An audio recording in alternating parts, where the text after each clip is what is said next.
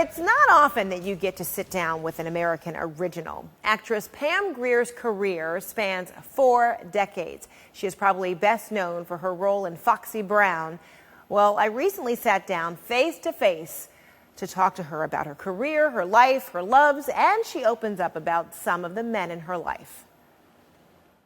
You've been really candid about your life, your private life, your public life, your 3 acts that you delve into in this book, the early years, the froze and the freaks, as well as the finding the balance. You are just as open about the men in your life. Yes. Yes. Yes. From Kareem Abdul-Jabbar. Yes. And, you know, how that relationship allowed you to grow and how you remember that relationship is he never judged you, even though it meant your relationship ending because you would not convert to Islam.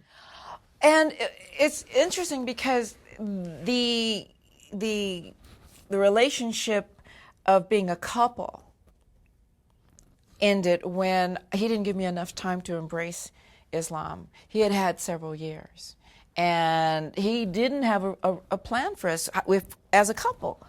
Moderate, conservative, how but there was a role for you. There was very a defined. distinct role for women, and from an Eastern perspective, it's tradition. From Western, it's unfair to women. And I was a child of the women's liberation movement at that time, so I was in conflict and uncertainty. Do you all ever have contact? We're best friends. Get out. And then I know you're going to ask about the others. Freddie Prinze. Okay. I mean, that was the love of your life. He was wonderful. You said. He was wonderful. He was younger, and I didn't invent the cougar word at the time. The definition. He had this wonderful. You love it when a man says, "Wear that, no baby, wear that. That would look good." Well, you know, like just put your hair like, oh, it's so nice, glitzy and glamorous. You're Pam Grier. Be the Hollywood star. Yeah, he loved, and that was wonderful. He had this taste and femininity and style, and it was great to see that. And that I wasn't competing. First, and he didn't diamonds, feel, but that wasn't he didn't comfortable for you. He wasn't. Oh, he wasn't. I wasn't a threat to him. I wasn't competing. When we go out, he was just, Fredito is what I called him, little Freddie. And but at the time when I met him, he was becoming more and more successful, and I could see his change. His indulging his friends and the people, fast lane, really fast lane, really fast lane. 3 days before he passed away, he had called me, and he was in crisis, emotional crisis, and I didn't know how to help him. And I knew I said, "You need help." Did you think he was going to kill himself, though? No, not at all. Never. You knew that drugs was destroying him. You had even some people said can to manage him, it. You know, some people can manage it. Artists can take drugs forever and manage it and play and write and create. Our composers, our contemporary musicians. And maybe that's Richard Pryor, which we'll get to, because he said I he knew was you kind of were- like I that. knew- I knew I you read were your going- book. So Freddie introduced you to Richard Pryor. Yes.